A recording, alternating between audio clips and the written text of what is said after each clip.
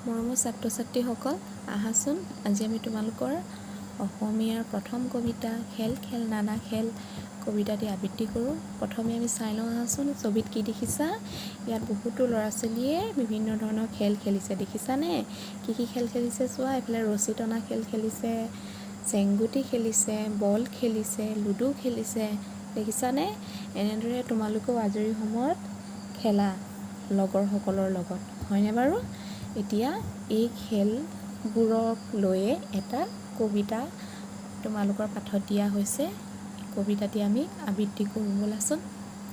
খেল খেল নানা খেল, খেলোঁ আহা, বল খেলোঁ আহা, লুকা ভাকু খলি গুটি আৰু ৰছী টনা, ৰজা ৰাণী পাৰ পানী চেংগুটি খেল, খেলি খেলি পাতোঁ আমি অকণিৰ মেল।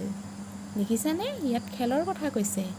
লুকা ভাকু খেল, বল খেল, খলি গুটি, ৰছী টনা খেল, ৰজা ৰাণী পাৰ পানী চেংগুটি, এইবোৰ খেল নিশ্চয় তোমালোকে আজৰি সময়ত খেলা, নহয়নে বাৰু? এতিয়া বোলাচোন কবিতাটো আমি গীতৰ সুৰেৰে অলপ গাবলৈ যত্ন কৰোঁ, শুনিবাচোন দেই।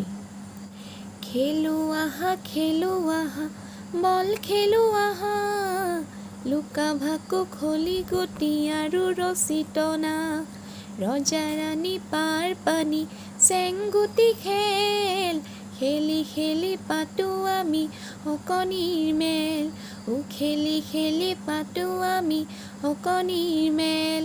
ভাল লাগিলনে বাৰু? এতিয়া এনেদৰে তোমালোকে ঘৰত অনুশীলন কৰিবাচোন, তেতিয়া তোমালোকৰ সোনকালে কবিতাটো মনত থাকিব দেই। ধন্যবাদ।